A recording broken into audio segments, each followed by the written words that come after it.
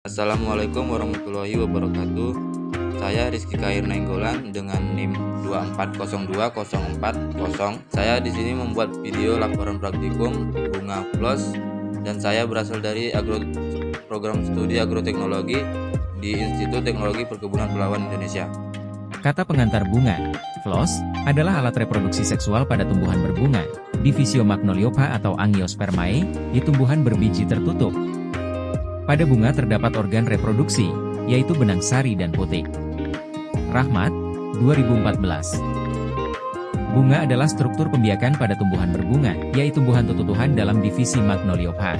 Bunga mengandung organ-organ tumbuhan, dan fungsinya ialah untuk menghasilkan biji-biji melalui pembiakan. Untuk tumbuhan-tumbuhan yang bertaraf lebih tinggi, biji-biji merupakan generasi berikutnya, dan bertindak sebagai cara yang utama untuk penyebaran individu-individu spesies secara luas. Lakitan, 2010. Berdasarkan jumlah bunga, tumbuhan dapat dibedakan menjadi tumbuhan berbunga tunggal, planta uniflora, dan tumbuhan berbunga banyak, planta multiflora.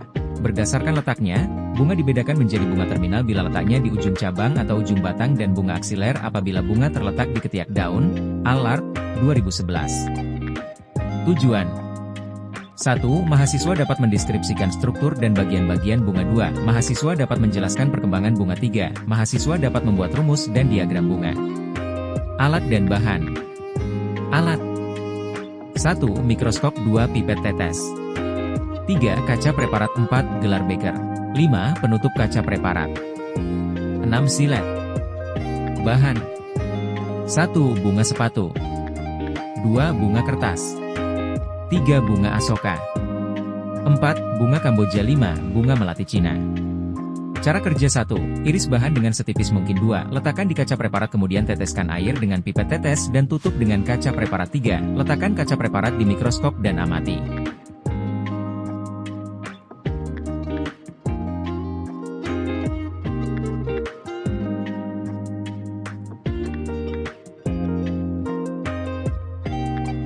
Pembahasan 1. Bunga sepatu.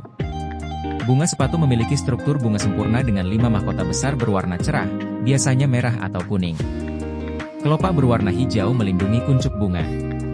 Benang sari dan putik terletak di tengah bunga, dengan tangkai putik yang panjang. 2. Bunga kertas. Bunga kertas terkenal dengan braktea berwarna cerah, merah, pink, ungu, sedangkan bunga aslinya kecil dan berwarna putih atau kuning pucat. Braktea yang menarik perhatian sering disalahartikan sebagai mahkota bunga. Morfologi ini membantu dalam menarik perhatian serangga dan berperan dalam dekoratifnya tanaman ini. 3. Bunga asoka. Bunga asoka memiliki mahkota yang panjang dan ramping, berwarna merah atau jingga.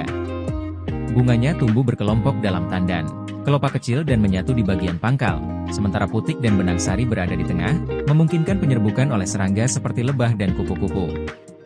4. Bunga kamboja. Bunga kamboja memiliki mahkota bunga yang terdiri dari 5 kelopak besar yang tersusun spiral, dengan warna putih, kuning, atau merah muda. Kelopak hijau kecil melindungi kuncup bunga. Putik dan benang sari berada di tengah bunga. 5. Bunga melati Cina. Bunga melati Cina memiliki 5 mahkota berwarna putih yang tersusun spiral dan menghasilkan aroma harum khas. Kelopak hijau kecil melindungi bagian dasar bunga, dan putiknya terletak di tengah, dikelilingi benang sari.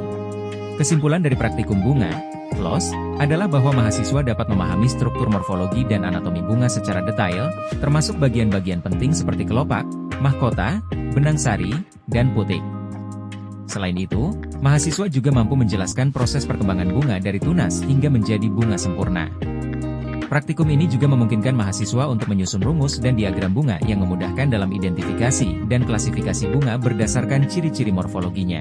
Dengan pemahaman ini, mahasiswa mendapatkan wawasan yang lebih mendalam mengenai peran bunga dalam reproduksi tumbuhan.